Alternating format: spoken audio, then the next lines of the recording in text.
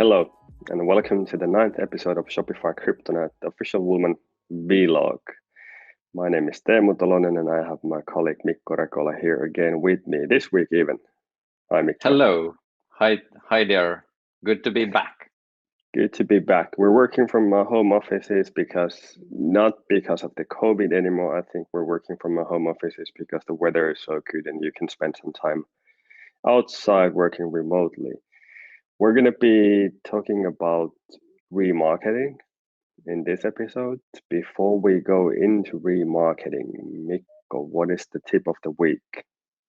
Tip of the week actually goes very well with these topics. So if you have the luxury to have a Facebook pixel as example in your store, and that tracks the traffic up to 180 days. So my recommendation for a merchant is always to take pen and paper, look at the whole time you can retarget a person, and then try to find out that at what stage people are still warm, at what stage they are purchasing from you, and that usually has something to do with your like order value, and also trying to put right ads at the right place. So use pen and paper when drawing the first time your retargeting model, how to do retargeting for your store. That's a perfect tip. I think that the tip already went a bit into the agenda for this episode. So let's back up a little bit. If you could be so kind and explain for our viewers what retargeting or remarketing actually is. Kindly. So first we would start with this thing with these like two phrases. So is it retargeting or remarketing? Google usually is talking about remarketing. Facebook is talking about retargeting, but the topic is exactly the same. So it's about that you've had visitors inside your store, and in e-commerce that happens in most cases every single day. However, just very few of them head and shop from you instantly from the first visit. And with these pixels, which usually are like just like codes, so sort codes installed in your store, you are able to catch up these visitors and show very targeted advertising for these visitors. And the targeting can be done based on time windows, such as has visited the store like past 2 weeks or past month or past 2 months. But it also can be targeted and combined with the fact that what they have done there, which landing pages they have visited, which items they have been viewing, or even which item they have added to cart.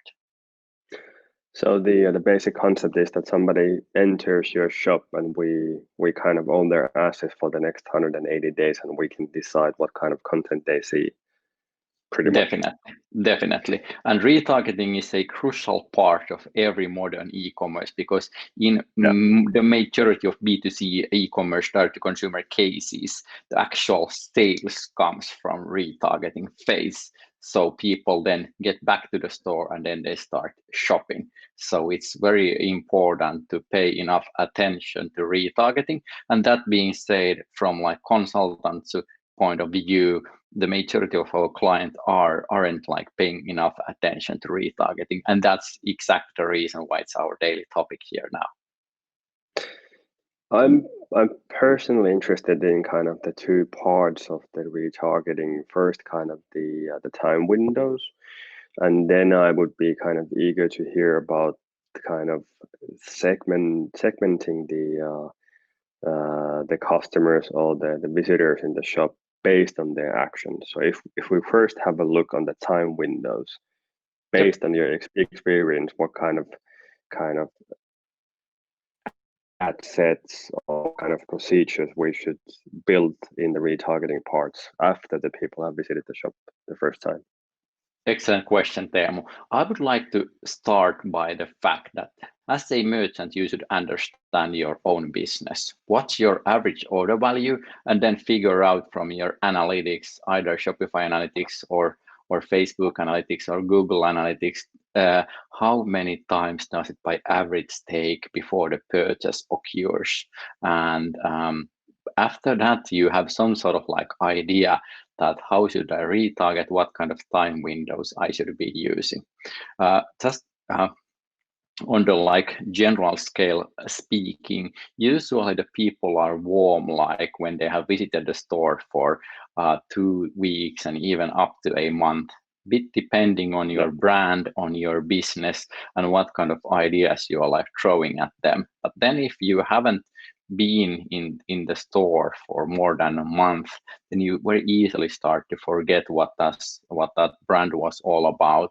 Or even if you have been like shown those items back again, if you are selling like your basic goods, then people start to forget. And that's something that they have now even like documented in various studies, that when you just visit an online store once from a brand that is like me, okay, and then can you like still like remember what that was? Do you understand the value proposition? Do you understand the products? Even though you would be shown those products, the studies have shown that you have already forgotten your visit.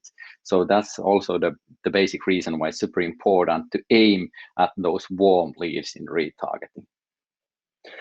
What do you think about the kind of the contents and the long tail that comes all the way up to 6 months or 180 days? Can you still grab part of the visitors and convert them to be actually buying customers as well?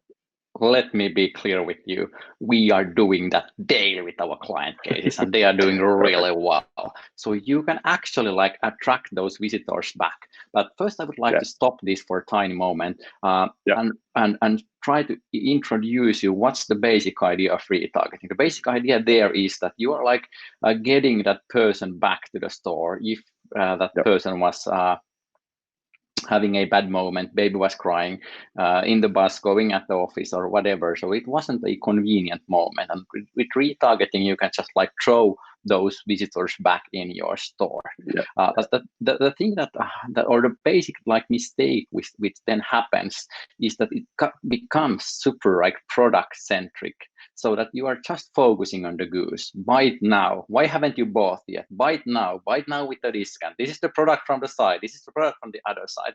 That's average approach, because with retargeting you are able to do so much more. So I would like to broaden the view so that you are able to tell those like main selling points of your items. You are able to tell more about the brand. You are able to tell those stories about you, your colleagues, or your happy customers. And that's something that I would like to see here more. And that's also the fact that what our like best direct to consumer cases are doing.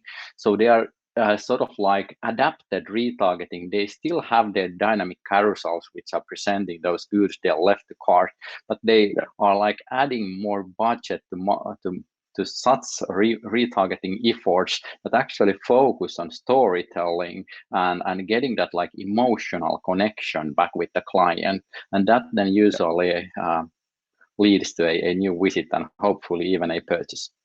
That's really interesting, and I really I believe in that. I think that's one of the things that the biggest direct to consumer cases have, or the companies have done really well.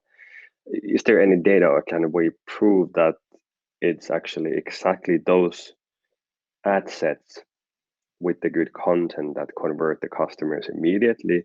Or is it something that we don't actually can absolutely should be sure that we have a kind of a relation from the ad to the actual purchase that happens? What do you think? We've done that, and we've done some studies. We've done questionnaires with our clients, and some are even using like specific software that is actually a Shopify app where you can, after the purchase, ask the client that what made you purchase, where did you come from, and with those like documentations, we have like found out that when it comes to these customer journeys and the ones that are successful, especially like higher average order values, they usually have several touch points with these like storytelling retargeting ads. So they seem very beneficial, and many of those are actually like converting. But it's a tough case to tell that is this the exactly like final push which is required. It depends on so many like factors: the brand, the timing, the product price, things that we cannot affect. But what I would like to say to all of you merchants there, this is a topic that you should genuinely be interested in, and quite many are very lazy when it comes to like content creation in retargeting. They are like, hey, I have something better to do. It's just like retargeting. I will just like throw in my products. I might give a slight discount, but they aren't like thinking that this is actually the phase where you are closing the sale. This is the phase where you make that emotional connection with the client. So that's something that I want to just highlight here. Agree. That should be the part where the best pictures and the best videos would be actually presented for the customer. And speaking of that, about the content, I've heard it from you many times that it should be videos, it should be moving pictures. So is it still so? Do the customers need a moving picture so they can actually stop the thumb action with their mobile device and click yourself through the shop? That's a good point, and still I would just like rely completely on data. Data shows us that in many cases, when it comes to the European market, the best retargeting ads are videos. Of course, you can have like image carousels or pure image ads. Those are working quite okay as well, depending on the case a bit. But seems to us that those videos are really like nailing it. And then like a 6 seconds video is a perfect way to show your product, how it's working, or like present one single benefit it has. And why that benefit is there is that requires some attention from the person who is looking at the ad. And secondly, you don't need to get away from the platform you love, so Facebook or Instagram, and you are just like looking at that thing, and that then makes you to do a certain action, or then it doesn't. So it's actually a very good way to like represent your benefits, your stories to the potential clients. What about the channels in the retargeting? You're especially focused in Facebook, but no matter where you do your customer acquisition part, where you should be actually doing the retargeting part, only in one channel or combine all the channels that you can get working for you? That was the best question of today by far. So that's actually something that always goes without saying, that you should do retargeting with much more like broad spectrum. So quite a bunch of our clients are doing new customer acquisition in those channels that are working for the best of them. So they are sort of like micro optimizing one single channel or a combination of a couple of channels. And they might do it so that they are even like leaving some ad positions out of their like lead generation. But in retargeting, it's very much recommended that you would use like all the possible channels, and then those results will show that which channels are working better or worse. And this being said, I also recommend that in retargeting, in some cases, when it comes to, as example is Facebook Ads Manager, you might need to force some ads to run on certain like ad position, due to the fact that that Facebook algorithm doesn't quite understand what's going on in your Shopify store. So you need to do some manual labor there as well. But my basic recommendation is that be wide in retargeting, try different channels, try Facebook, Instagram, in some cases even audience network. And when it comes to like other channels, definitely Google, YouTube. In some cases, we've had so very, very successful results also on Twitter advertising, depending all on your brand and your case. What about email? That's a good one, and email should be included. And I always like count that like email automation should be there. And then the actual thing that should be done in retargeting, that the majority end up to a situation where they are doing like mass retargeting. All my visitors get the same ad, and it has nothing to do with the fact that which item I add to cart. Am I male or female? Am I into a certain topic? And that's something that the biggest brands are doing, that they start to like segment those audiences to parts, and then those segments will receive more personalized retargeting funnels. And typically, if you just have the email addresses, you will start an email automation there based on the actions you've done on the site.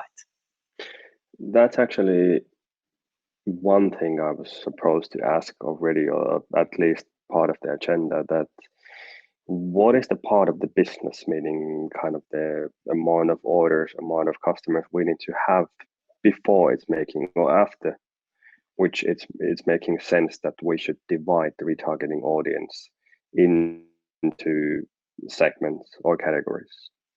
Depends a bit of the case, but I would say that with lots of experience and many client cases, it starts to make sense when you have like a great mass visiting certain landing pages. And when I talk about a great mass, it usually would require like 1,000 visitors or more. And then when it just goes up, it makes your life easier. But for the smallest merchant out there, it's good to just start with basic retargeting before you kind of generate such masses on single landing pages or single collection pages, and then aim more specific after that. And that can be done in stages, and you can always like go back, test it out, do some A/B testing there. But I just encourage you that don't do that same retargeting ad for all of the visitors. It should be personalized.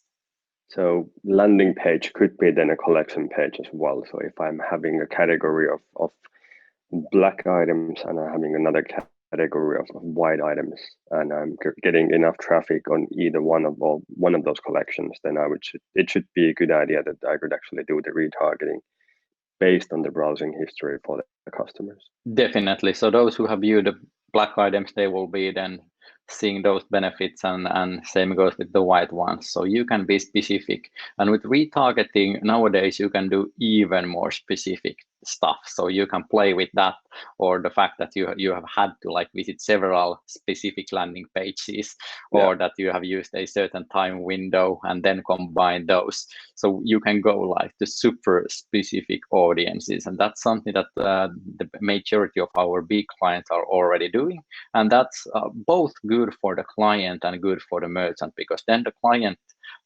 gets like messages and ads that actually fit her or his personal profile, and then good for the merchant, because that usually leads to greater sales and much better customer success. Absolutely. The last question that I have in my mind is actually about the return on investment. What are kind of just to keep our merchants motivated, what kind of results or returns on the investment we can, in the best cases, see on the retargeting part? That's a good question. So my experience is all the way from 0 to 1,300 and everything in between. So the scale is huge. But I wouldn't view that as a key figure quite yet. It's interesting that it should make you money. It should be very profitable from the day one. However, I would still keep testing their things. And if you are selling goods which aren't like up to clients' wishes, then it will be on a lower level. But I would say that by average nowadays, if you can see ROES jump to 10 or even higher than that, you are sort of on the track. And then you just keep like playing with it, optimizing, changing different things there and trying it out, what you can do. And then my second recommendation is that in most cases, it's very recommended to take some specialists to help you out with that retargeting. I remember still myself the day when I saw that Amazon's a complicated retargeting model, and that really like opened my eyes that hey, you can do stuff like that. So there are rather complicated structures, and those are such structures that if you haven't been very deep into e-commerce, very deep into these cases, then you cannot come up with such. I haven't even met a person who would be able to monitor so complicated retargeting models. As example, we are doing a retargeting model with our client that has 17 different flows with like specific steps, and that's something that we modify on a weekly basis. So just to give you the basic understanding that that's a topic where you probably wouldn't require some help if this feels too complicated, and it's usually a good place to take that help with it, because then you usually can increase the ROAS very easily there, which then leads to more sales. And then I have to super fast add the fact that Shopify actually makes like retargeting very easy. So it supports the pixels, and by fact, it's very easy to monitor what's happening in a Shopify store, and also to find out that which campaigns are making the most profit for you. So you have to give a like very thumbs up for Shopify with all of the support. Perfect. As always, I'm getting tons of new ideas for my own business as well. I think there's some work to do with the segmentation of the remarketing in my own shop as well. Thank you, Mikko. My pleasure. Thank you for everybody for watching the episode number 9 of Shopify Kryptonite, and I think we're gonna be back with episode 10 either about subscriptions or the email flows, depending what we're gonna do with the next session. And so see you there, and thank you for watching. Take care. Bye-bye.